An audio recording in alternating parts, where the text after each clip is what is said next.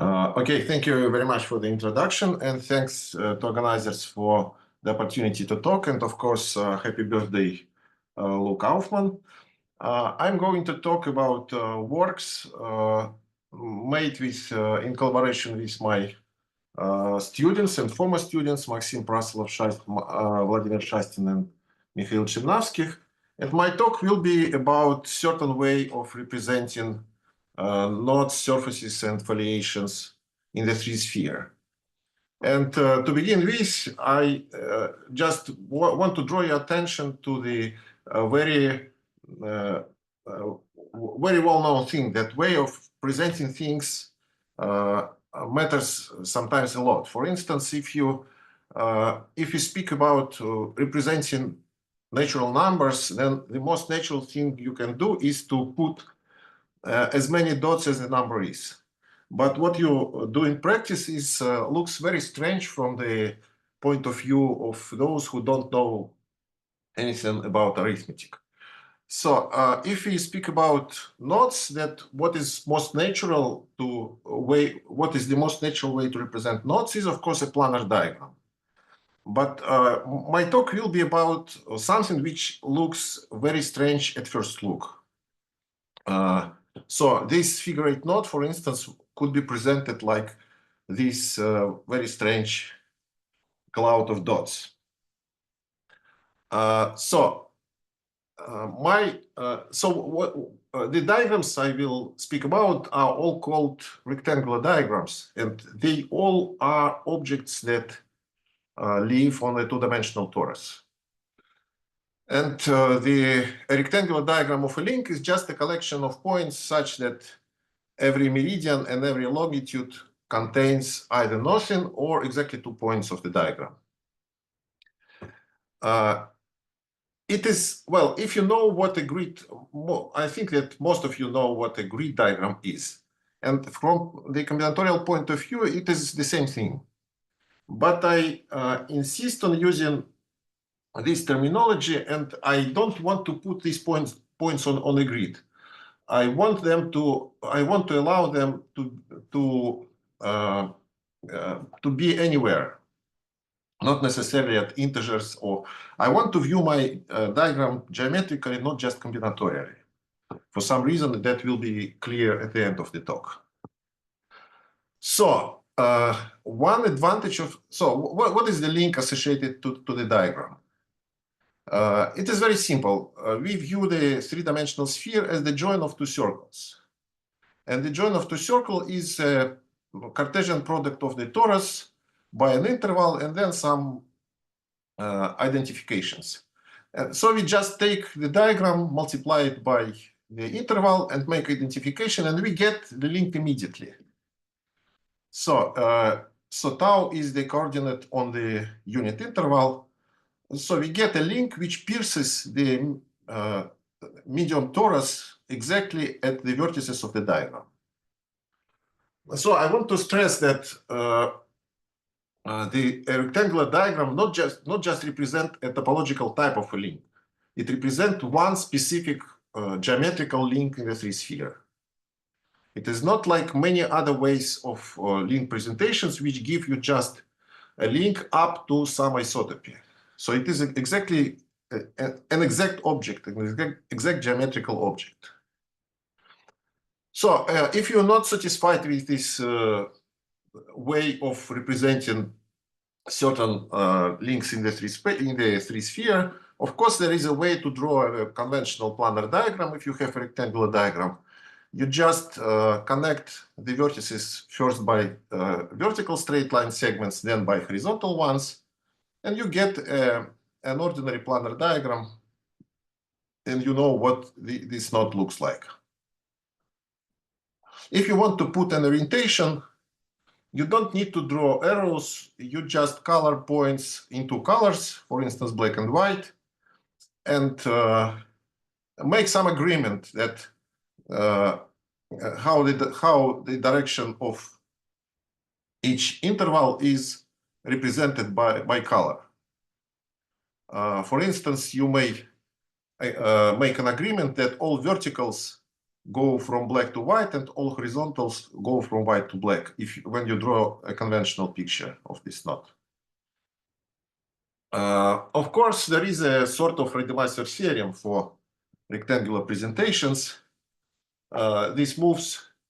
Well, there are several ways to define these moves. Some version of these moves sometimes are called Cromwell moves, and I will represent them in a uniform way using the following conventions.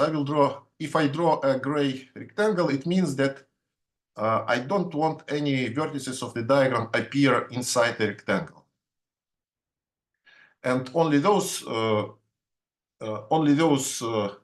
vertices will be present at the diagram which are explicitly shown in a gray rectangle. So red vertices will be those that are removed by a move, and blue one which are added. So, and these are moves. These are several moves that are allowed if you have a rectangle which is empty. There are no vertices inside, and there are exactly two vertices of the diagram which are corners of the rectangle. You can replace them by two other vertices, and you can do it in all possible combinations. So there are like eight versions of the exchange moves, and stabilizations and destabilization moves are similar, but stabilizations replace one vertex by three vertices, and destabilization replaces three vertices by one vertex. So destabilizations are inverse of stabilizations, and there are eight versions of a stabilization, and I actually distinguish four different types, which are denoted like this. So what is the most attractive property for me of rectangular diagrams is the theorem that I proved about 20 years ago, saying that any rectangular diagram of the unknot can be monotonically simplified by these elementary moves, which means you don't need to add. What means monotonically? We use only exchange moves and destabilization, so we don't allow the number of vertices to grow. We don't increase the number of vertices in the process. But of course, exchange move, we don't. Sometimes we need to apply exchange moves which preserve the number of vertices, and there is no good estimation on this number of exchanges, which means that this algorithm is not polynomial. But the description of this algorithm is very simple. We just consider all combinatorial types of diagrams that we can obtain by using elementary moves without introducing new vertices. And this exhaustive search is certainly finite. It may be exponentially large, but it is finite. So we just do this search and get the answer, whether the diagram is trivial. And in the same way, you can recognize split links and composite links. It is the same technique. So, and one of the major goals in this research is actually to extend this approach to general knots and links. In general, this theorem is not true, because certainly for many, maybe for all non-trivial topological type of knots, you have several rectangular diagrams that do not admit any further simplification. But for instance, for the trefoil knot, for the trefoil knot, you have just two such diagrams. For the figure eight knot, you have just two such diagrams, and two diagrams that are immediately recognized to be mirror images of one another. So more or less, you have just one diagram. So monotonic simplification works for certain topological types, but in general, you have many rectangular diagrams and sometimes of different complexities. So in general, the approach does not work, but there is some hope to improve it in some way. I will say a little more in a few minutes. So what we did with my collaborators, with Maxim Praslov and Vladimir Shastin, we understood completely a classification of rectangular diagrams viewed up to exchange moves, which call it exchange classes of rectangular diagrams. We understood what exchange classes are in terms of, in purely topological terms, which is kind of a very unusual thing. Diagrams usually is something that is difficult to classify. And here we have a very strong connection with contact topology, with Legendrian links, and with Legendrian links with respect to two contact structure. So let me tell you a couple definitions concerning Legendrian links. Legendrian link is a link which is tangent to a plane distribution, which is called the standard contact structure. It is defined as the kernel of a non-integrable one form. Non-integrable means that this one form, alpha wedge d alpha, never vanishes. So Legendrian means everywhere tangent to this plane distribution. And of course, any topological type of a link can be represented by Legendrian representative. But Legendrian links, which are topologically equivalent, may not be equivalent as Legendrian links if we allow only isotopies within the class of Legendrian links. And well, to represent the Legendrian link tangent to this plane distribution, the most natural way is to project it to YZ. Well, one of the most natural, at least it is very easy to understand what projection means if you project it to YZ plane.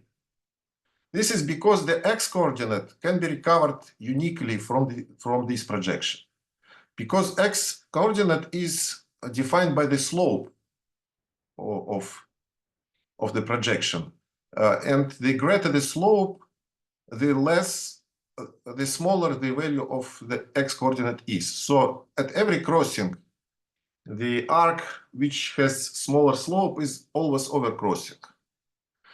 This projection, which is called front projection, is never smooth, because y coordinate, it cannot be smooth at the points where y coordinate has a critical point, maximum or minimum. And on the projection, we will see cusps like this.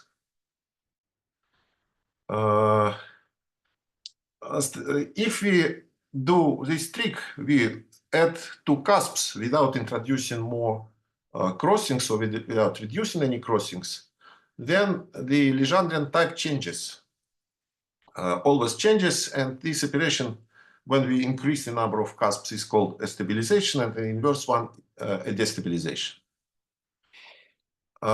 So it is an interesting problem, which is, there are many results on classification of various Legendrian types of links. It is a difficult problem to classify Legendrian links within a given topological type, and there are many works about that. So, but what is nice about rectangular diagrams is that in every rectangular diagram, there live two Legendrian links.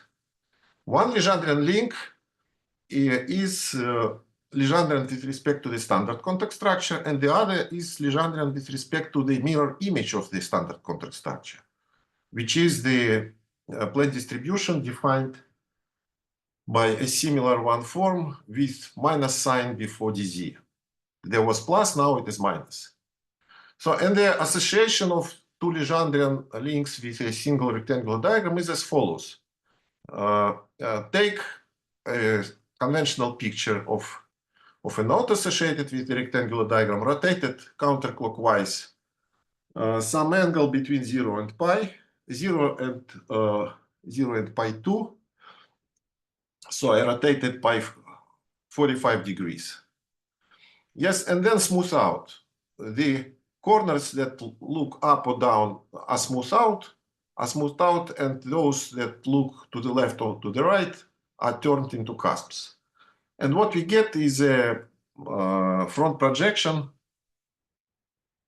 where convention that arcs with smaller slope of a crossing everywhere holds.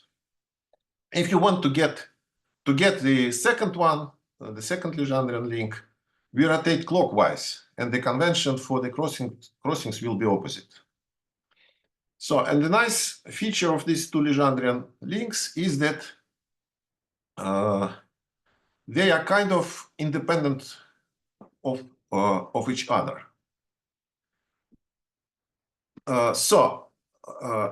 If we consider rectangular diagrams of links up to exchange moves and type 1 stabilizations and destabilization, we get exactly equivalence classes of psi plus Legendrian links. If we consider rectangular diagrams up to exchange moves and type 2 stabilizations and destabilizations, we get Legendrian types with respect to psi minus.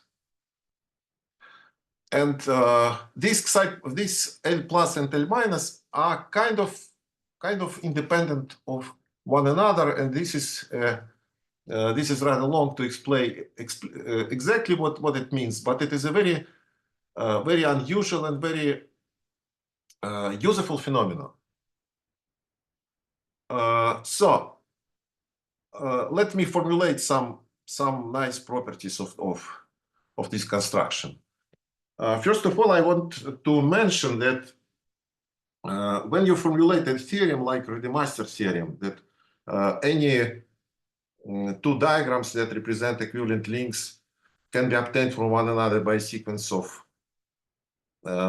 elementary moves or for Rademacher moves or something like that, it is not the full theorem. The theorem, Rademacher type theorem, typically can say more, but people always, very often omit this very important part. And the very important part is looked at the not only equivalence between link, but also look at the way how you obtain one diagram from another. How you obtain one link from another. That is to look at the diffeomorphism that takes one link to the other.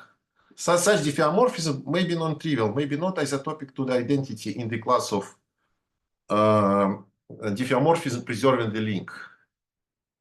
So, in particular, links, some nodes and links may have a non-trivial symmetry groups. That is morphisms to itself that are non-trivial, not diffeomorphisms that preserve the link that are not isotopic to the identity in the class of such diffeomorphism. So every Rademacher move or elementary move of rectangular diagram gives you some morphism, and the actual theorem, Rademacher type theorem, should say that every morphism can be decomposed into morphism represented by elementary moves or Rademacher moves or so. So, and what I told that the Legendrian links, two Legendrian links associated with a single diagram are kind of independent, is maybe formally said as follows. Let us consider two links which are topologically equivalent, but the first one is Legendrian with respect to the standard context structure, and the second one is Legendrian with respect to the other context, to the mirror image of the standard context structure. So we have a set of morphisms from one link to the other, from L1 to L2. And if this set of morphisms in the category of links can be quotient on both sides by the symmetry groups of these links, but symmetry group understood in the Legendrian sense. So we consider only symmetries, only diffeomorphisms, which are also contactomorphisms, preserving the contact structure. So if we take this quotient on both sides, we get exactly, there is a natural way to associate with elements of this double coset, the set of exchange classes of rectangular diagrams such that they represent the Legendrian type of L1 with respect to Xi plus and Legendrian type of L2 with respect to L minus. This gave us an opportunity to solve completely the problem of algorithmic comparing of Legendrian links. So the problem of deciding whether two given front diagrams, for instance, front projections, whether they represent equivalent links, this problem is algorithmically solvable. So, in order to classify, so this theorem also means that classifying non-simplifiable rectangular diagrams is more or less the same thing as classifying Legendrian links that do not admit destabilization. And the conjecture is, well, it is not formulated explicitly somewhere, but some people believe in it, that for each topological type, there are only finitely many Legendrian types that do not admit a destabilization, which is exactly the same thing as for each topological link type, there are only finitely many rectangular diagrams, combinatorial type of rectangular diagrams that do not admit a simplification. If this is true, it means that monotonic simplification approach can actually work for general links, but with this reservation that for when you monotonically simplify, you get not, for each topological type, you get a diagram from some finite list, not a single diagram as for they are not, but some finitely many options you get for every topological type. So, and a very useful thing to study not is are surfaces.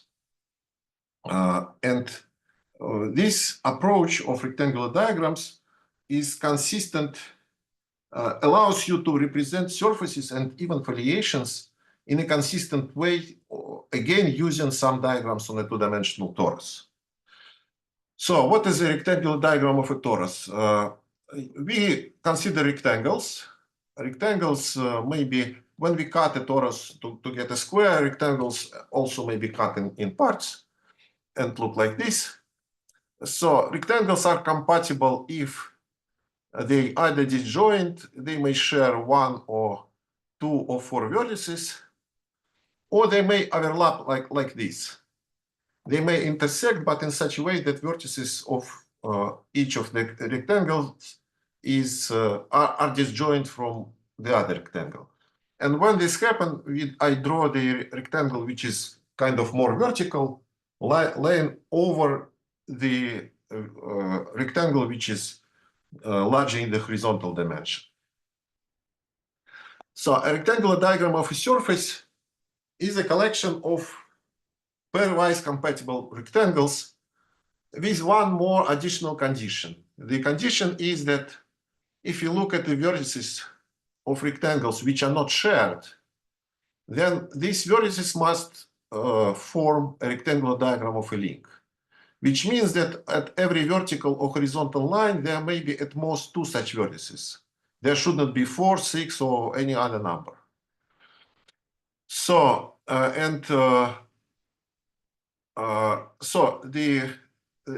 this diagram on the left actually represents a genus 1 Seifert surface for the trefoil knot. So this is the boundary, and the diagram actually represents you a genus 1 surface. So again, with the rectangular diagram of a surface, we associate a very concrete surface in the three-dimensional sphere. And this is done, well, if I want to describe, this is a picture that allows to describe describe the surface up to isotropy, but we have some we have a very concrete formula that gives you a very concrete surface. So let us look at a single rectangle. The vertices of this rectangle represent a very simple rectangular diagram of the unknot. And the corresponding unknot consists of 4 geodesic arcs in the 3-sphere. And the piece of a surface represented by a rectangle is a disk in the 3-sphere, whose boundary is represented by the vertices. This is a little bit counterintuitive because the sides of the rectangle represent vertices of this curved rectangle. These vertices are represented by the sides, and vertices of corners of the rectangle represents the sides of this curved quadrilateral. So it is not very natural for perception. So this picture shows that when rectangles overlap, then the corresponding pieces of surface can be made disjoint. And I told you that we have actually we don't do this piecewise smooth construction shown here. It is just schematic picture.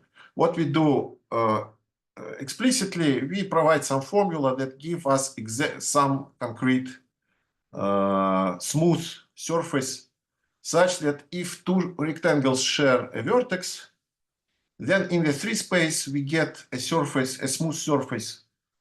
So we get 2 curved quadrilaterals that share an arc, a side, and along this side they are tangent. They have the same tangent plane. So the surface is not, its smoothness class is not very high. It is like C1, only C1, but with a little bit modification of the construction, we can actually get C2. Maybe, yeah, C2. So it's not a big problem. So in this picture shows that when rectangles overlap, we automatically get disjoint pieces, curved quadrilaterals. What we proved with Maxim Prasilov, we proved also a Rademacher type theorem for surfaces. If we consider a rectangular diagram of surfaces up to certain set of moves, which we call basic moves, we get isotropy classes of compact surfaces in the 3-sphere. And the basic moves, let me scroll them very quickly.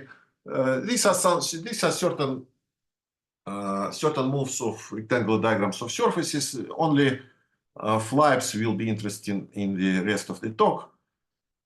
So this is creation or reduction of a half of a wrinkle. So we introduce 2 narrow rectangles, and all others are deformed slightly in order to allow these 2 new rectangles. And this is what happens with the decomposition of the surface into the corresponding curved quadrilaterals that we call tiles. So this is a half wrinkle reduction and creation move. This is stabilization and destabilization. And this is a very complicated and general move, which we call exchange. It exchanges blocks of vertices here and here. So this block is moved to the left, and this block here is moved to the right. Okay, I will not use these moves in the sequel, so it is just to give you some idea how the moves look like. And this is kind of more important move that we call flip. So it replaces 4 rectangles like this, 1, 2, 3, 4. It replaces by other 4 rectangles. And of course, we can also apply the same move rotated 90 degrees. So And what is nice about rectangular diagrams of a surface, so let me probably show you. Oh, yeah. What is nice about a rectangular diagram of a surface, we actually don't need to draw rectangles. It is essential to draw vertices of the diagram, to draw vertices.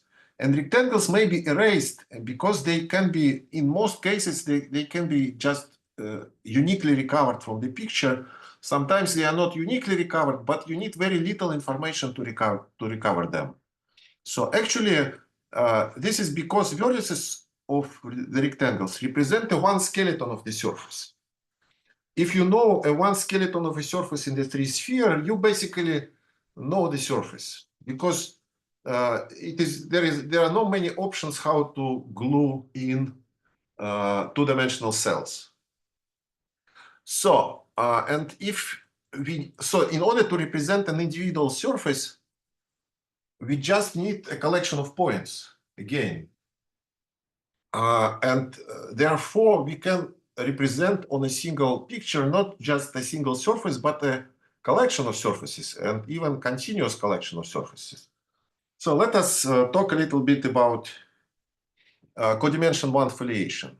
Codimension 1, all foliations I will speak about will be supposed to be co-oriented and of codimension 1.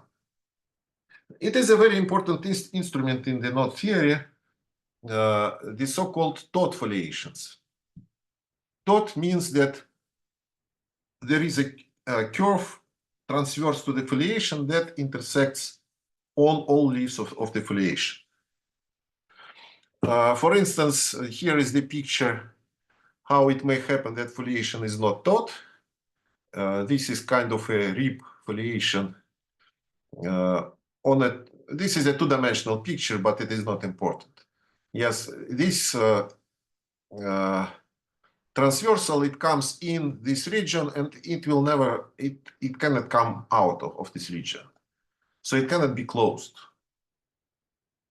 So, and this is an example of a Todt foliation on a two-dimensional surface. By theorem of Novikov, foliation, codimension 1 foliation in the 3 sphere cannot be Todt because it must have a rib component like this one, but only 3-dimensional. It must have a rib component.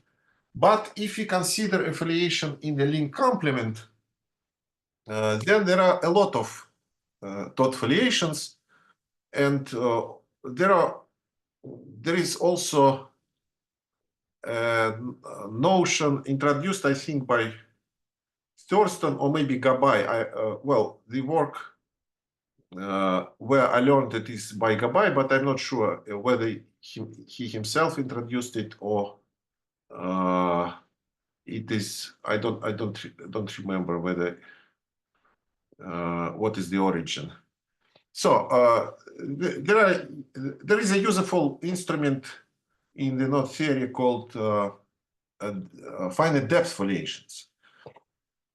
A compact leaf, if a foliation has a compact leaf, this compact leaf is assigned depth 0. Then if we have if some leaf is such that the closure of this leaf is covered, the accumulation points of this leaf are covered by depth k-1 leaves, then the leaf is assigned depth k. And the foliation is finite depth if every leaf is of finite depth. If the foliation is of finite depth, if there is k such that all leaves are of depth k at most.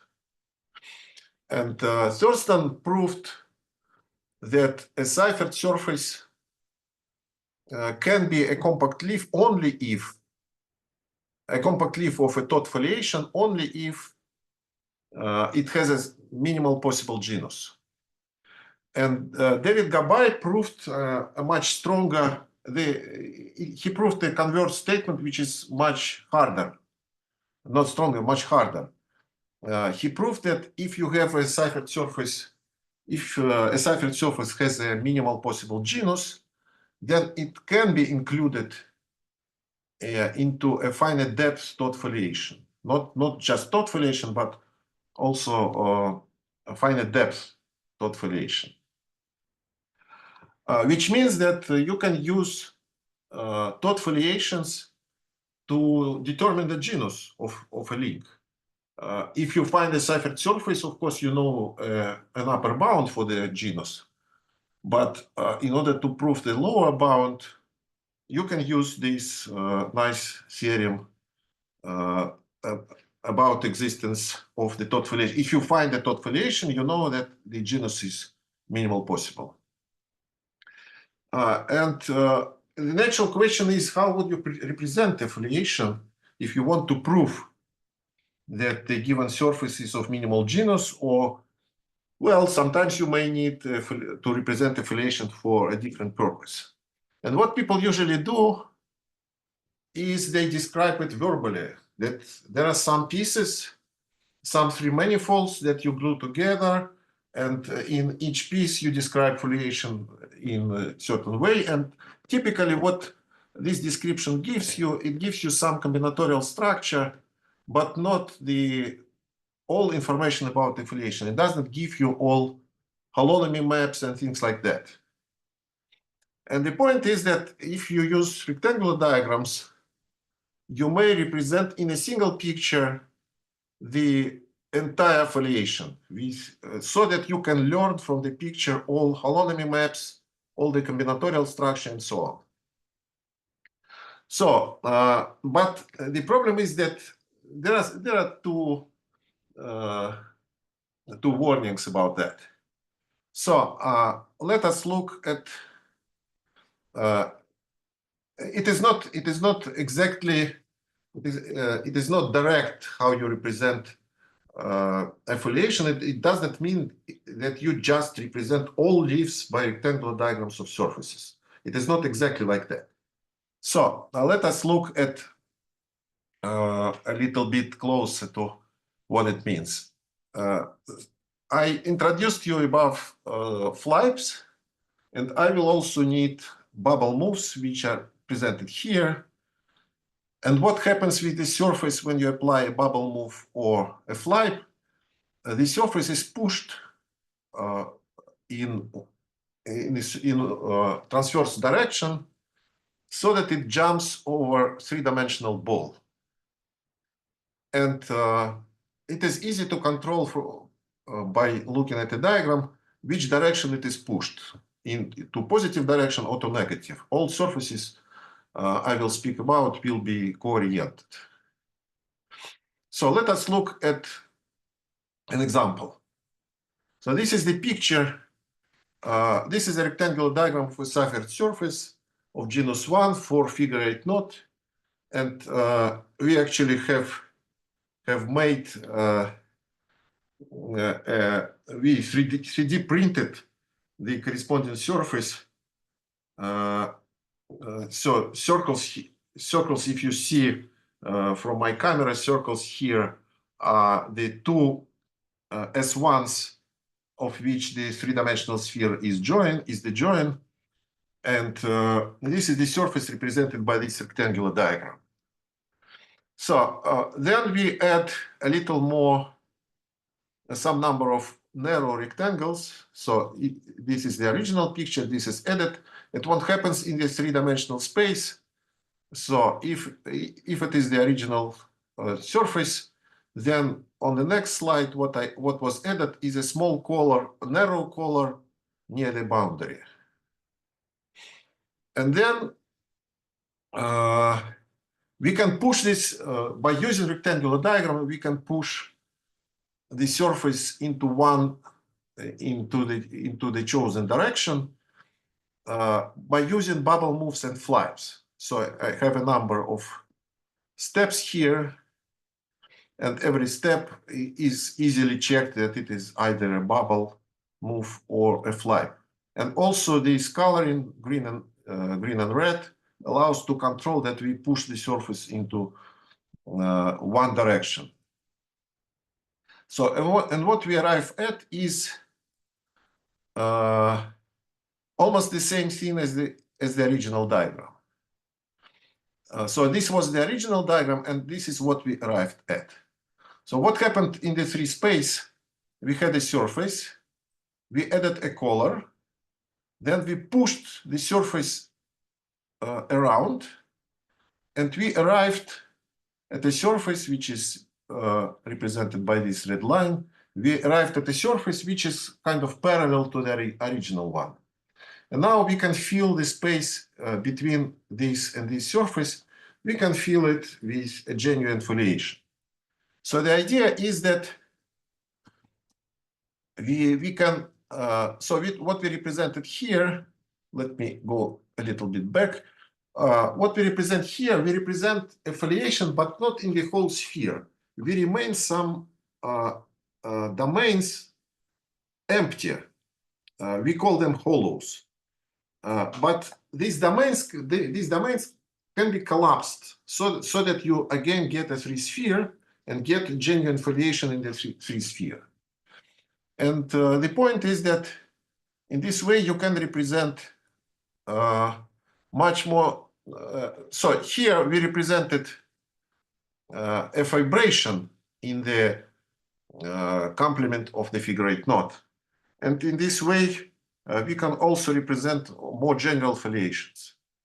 So the formal rules, I will not give you exactly all the rules, all the formal rules, but the idea is that we consider, instead of individual rectangles, we consider one parametric families of rectangles, which we call packs of rectangles. And we put finitely many packs into the picture so that their slanted sides match. So this is an example. And in order to represent it, we don't need to draw rectangles at all. We need to draw only these curves, corner curves, as we call them. These corner curves. For instance, this picture represents you. It describes you completely. Depth 1 foliation. Well, I'm not actually sure that it is depth 1. It is a taut foliation in the complement of the node 5-2. So this picture gives you a complete information about the foliation. So the formal rule is, the important rule is that if you look at the first rectangles in all the packs, and then these are the first rectangles, and these are the last rectangles. Packs are ordered, yes. So we have an orientation of corner arc. So we have a first, in each pack there is a first rectangle and last rectangle. So the formal rule is that the collection of first rectangles must be obtained from the collection of last rectangles by bubble moves and flips following in, well, in certain sense, following in positive direction. So, and the theorem that we proved with Mikhail Chernavskih, we worked out an exact set of rules for rectangular diagram of a foliation, and we proved that any finite depth taut foliation in a complement of a non-split link can be represented by a diagram in this way. So, and that's what I want to say. Thank you. Thank you very much. Are there any questions? We have a question in the chat. I read it out loud. We used to represent knots in secant in thickened surfaces.